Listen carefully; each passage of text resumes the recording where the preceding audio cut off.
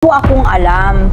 Talaga po ang ano po lalo po kina Kuya Bal, kung ano man po yung nagawa ng anak ko kay Kalinga Prab, ay ako po ay humihingi ng pasensya. Pero ako po talaga ay walang alam. Alam niyo po yan, Kuya Bal.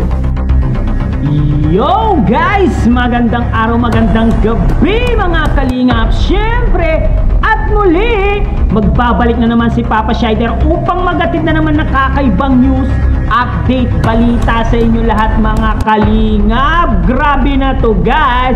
For today's video guys, eto na po ang iniintay natin kasagutan sa mama ni Joy at mama ni Rhea guys. Nagsalita na po sa issue nagaganap sa Kalingap guys, sa issue ni Rhea Aquino guys.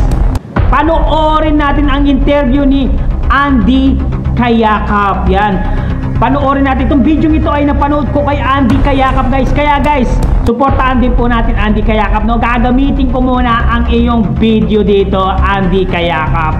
Yan guys, no? Tara guys, panoorin natin. Siyempre, kung bago ka pa lamang sa ating YouTube channel, huwag kalimutan mag-like, mag-share, mag-subscribe. Pahit na notification bell button para updated kayo sa mga ilalabas natin reaction video mga kalingap.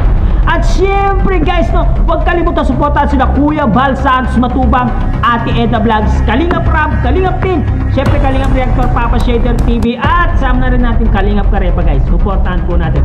Eto na po ang inaabangan ng lahat, ang pagsasalita ni Mami Imelda. Guys, wag na natin patagalin pa guys. Ano kaya ang panig, ano kaya ang sasabihin at opinion ni Mami Imelda sa kumakalat na issue sa kanilang pamilya guys? Panoorin na natin. Let's go! Dadayo ng pintuan sa iyo at hinanap ko talaga kanina. Doon nagpunta muna ako na Rhea doon sa titirahan nila bahay. Ay wala si Rhea, wala doon. May nagsabi sa akin na may pinuntahan daw. Kaya sabi ko, dali-dali ako dumiretso dito, baka ako nandito si Rhea. Nagkakausap pa kayo na ni Rhea? Wala na po Kuya, matagal na Kuya, hindi isang linggo na nga po na hindi kami na nagkakausap. Kahit nga po yung anak niya, hindi na pinupuntahan. Oo, si Bibi Diwata, no? Opo, isang linggo na Kuya. Pero tuloy kanyang pasok sa school. Na-eskwela naman daw po, napasok naman daw po, sabi nung kaklase niya, yung katulong niya po yan sa paggagawa ng paninda niya. Napasok man daw po. Kaya hinahanap ko na si Rhea kasi may gusto akong linawin sa kanya, titanong. Kasi ano po, gawa ng siguro may isang buwan na o may isang buwan na kami hindi nakikita ni Rhea. Opo. At hindi rin nga kami nagkakausap. Opo. Minsan tinawagan ko siya minsan pinipm ko siya, sinachat ko, wala namang reply sa akin. Minsan tinatawagan ko rin siya. Minsan nung huling tawag ko sa kanya, sumagot yung asawa. Ang sabi ko nga ay gusto ko makausap si Rhea, ay wala daw si Rhea. Ngayon umaga kanina, sabi ko kagabi, pupuntahan ko nga si Rhea sa kanila. At doon talaga punta ko. Opo. Ay wala daw si Rhea, sabi ng kapitbahay, sarado yung bahay. Kaya nagpunta ako dito, baka ako nandito. Ay alam mo pa na kung nasa si Rhea? Wala po Kuya Andy, hindi po. Ano po Kuya Andy, ngayon po kasi Kuya Andy ay Sabado.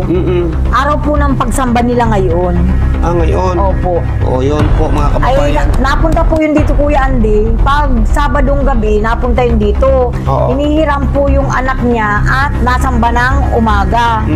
Pero nung nakaraan po, hindi po hiniram yung anak.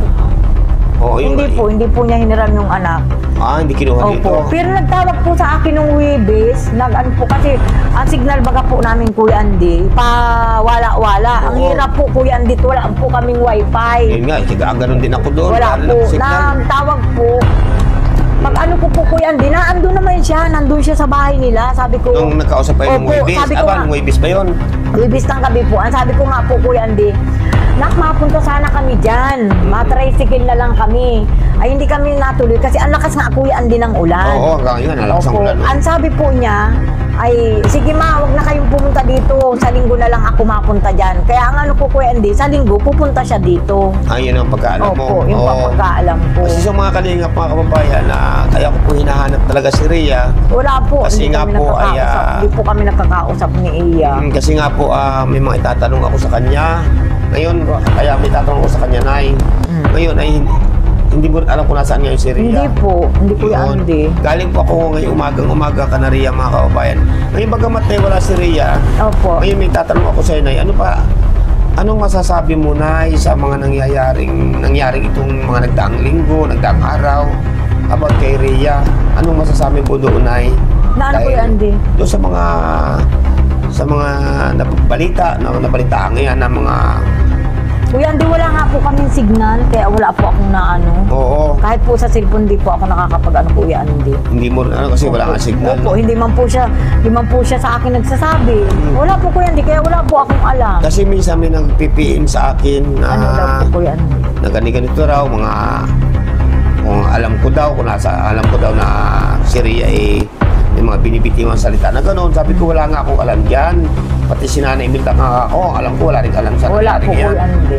Ayan po mga kababayan. Wala po. Ngayon, anong masasabi mo, Nay, sa mga nangyaring iyan, ng mga pambabas kay Rhea, sa mga nangyaring post na yan? Ano masasabi mo, Nay?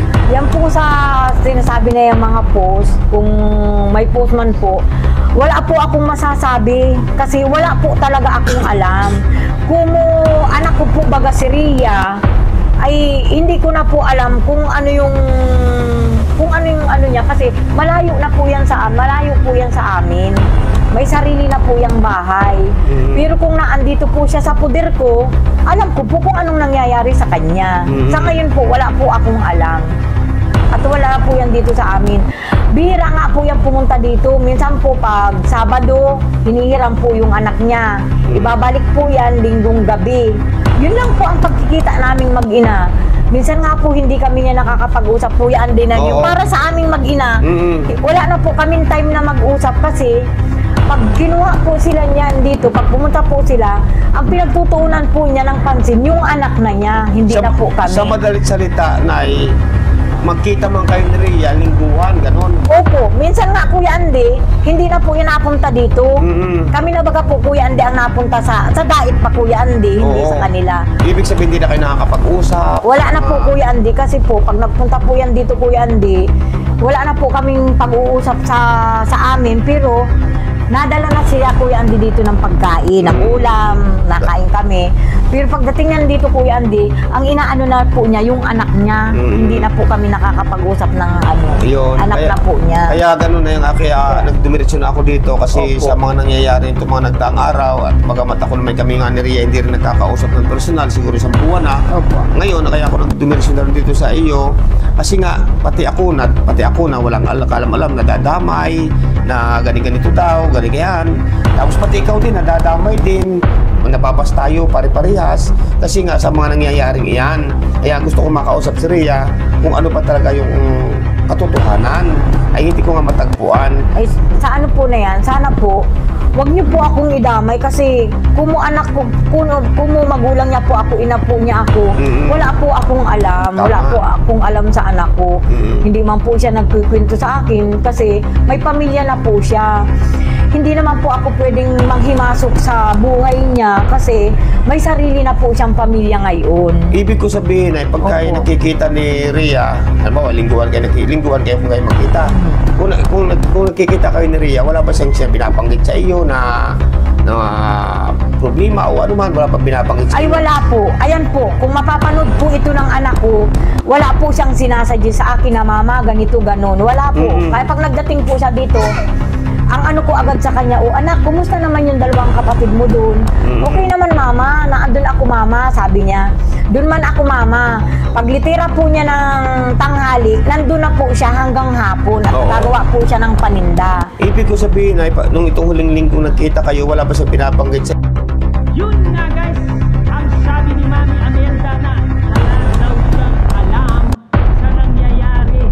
Guys, kasi guys, hindi naman daw binabanggit ni Rhea Aquino ang issue tungkol sa Kalingap guys. Hindi niya daw alam na si Rhea ay nagkakaroon na daw ng mga issue at bashing sa kanila. Pero ang sa akin lang guys, no? Siguro guys, totoo naman yung sinasabi ni Mami Imelda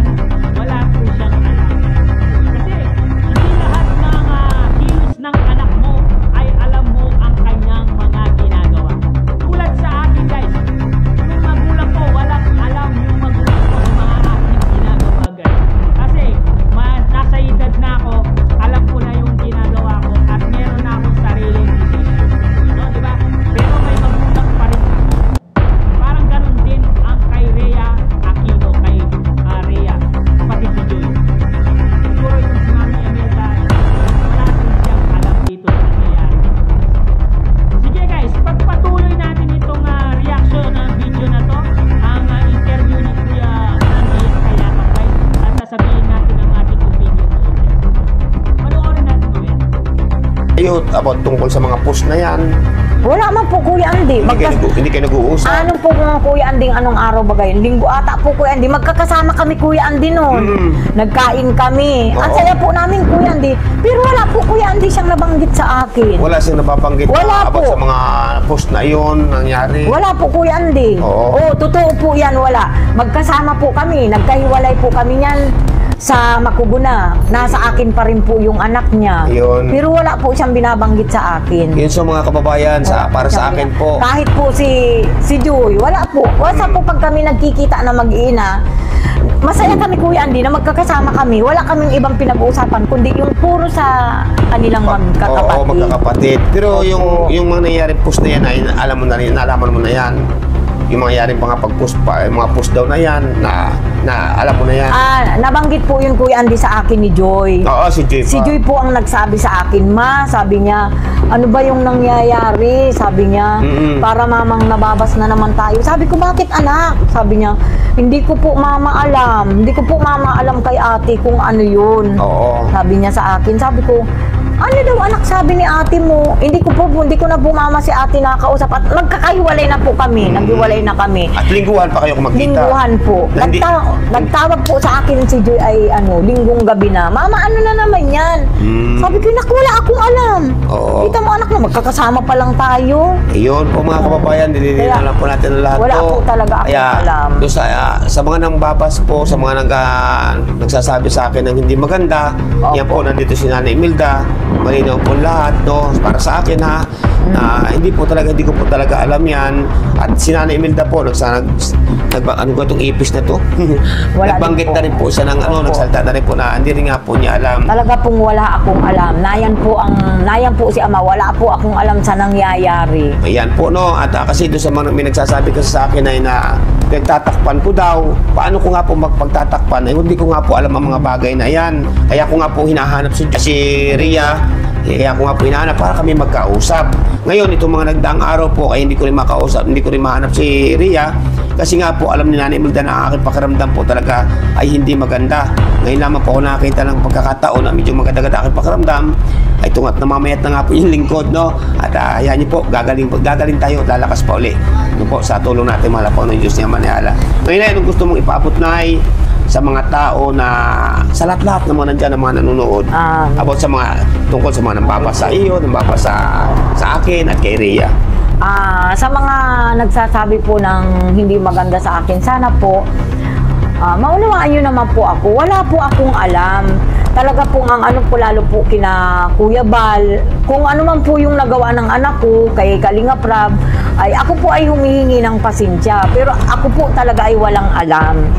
Alam nyo po yan Kuya Bal, na talagang hindi ako sa inyo aalis kahit anong mangyari. Yan. Nananatili po kami sa Kalingap kasi po Yan ay nabanggit mo yan.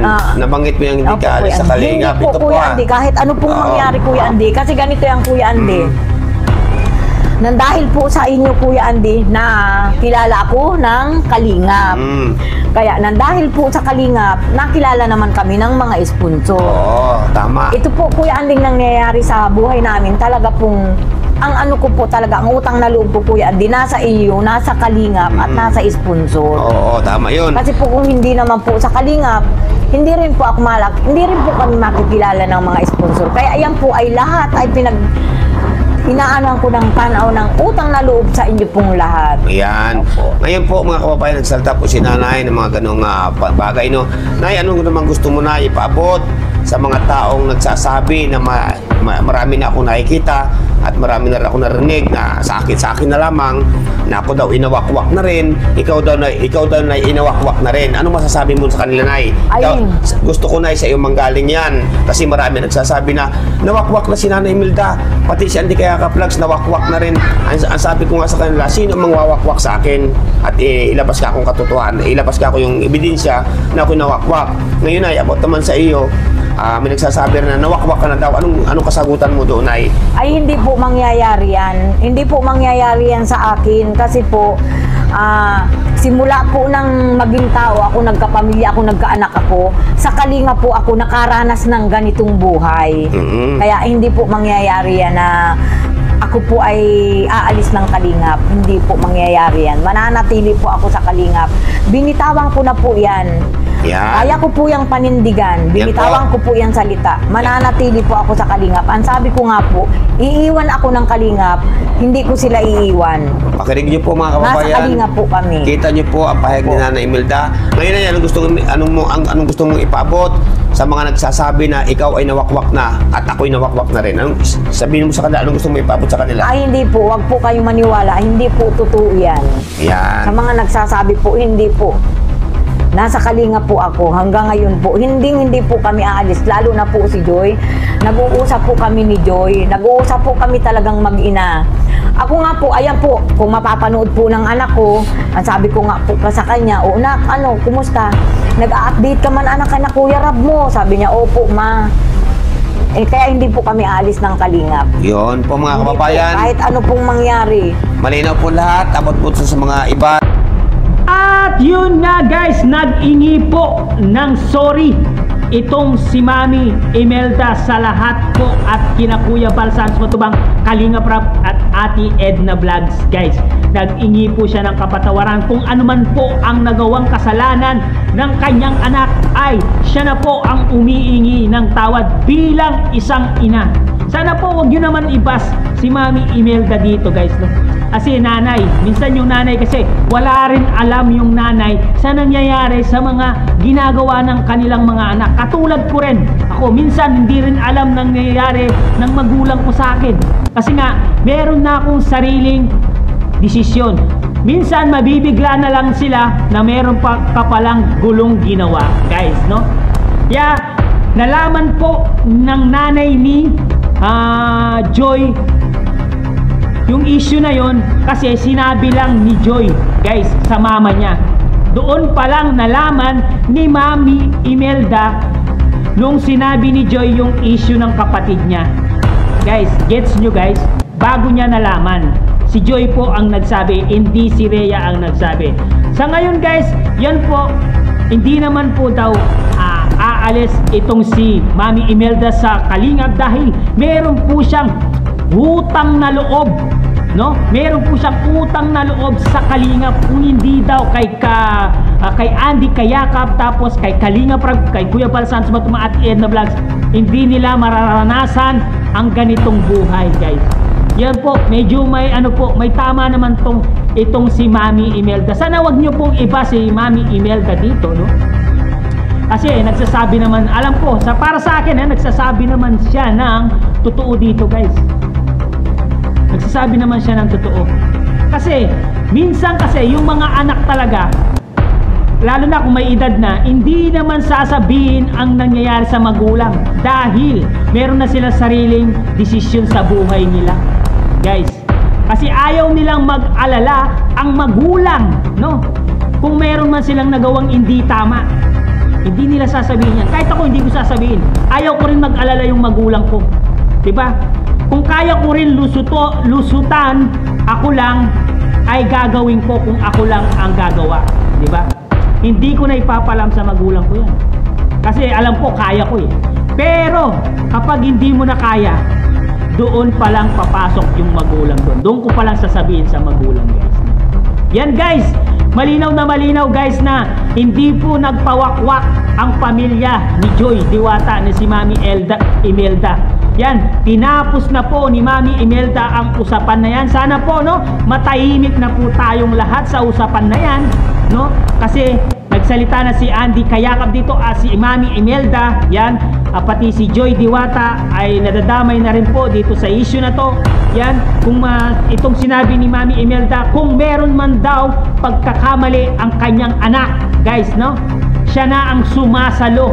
Siya na po ang umiingi ng kapatawaran para sa kanyang anak. Ngayon, nasa kanila na lang kung magagalit sila sa mama ni Joy, guys. Para sa akin, guys, opinion ko to. Para sa akin, okay na po yung pag-ingi ng tawad ni Mami Imelda dahil nararamdaman ko, nasa puso po ang pag-ingi ng tawad sa lahat po. Sana po wag nyo na po siyang ibas. Magulang, para kasi ina din itong si Mami Imelda, guys. nag-aalala din sa mga anak niya, guys.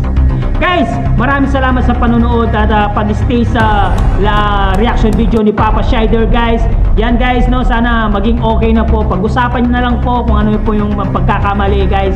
Magiging okay din na lahat, guys, no. Hanggang dito na lang muna ang ating reaction video for today's mga kalingaps. Siyempre, kung bago ka pa lamang sa ating YouTube channel, huwag kalimutan mag-like, mag-share, mag-subscribe.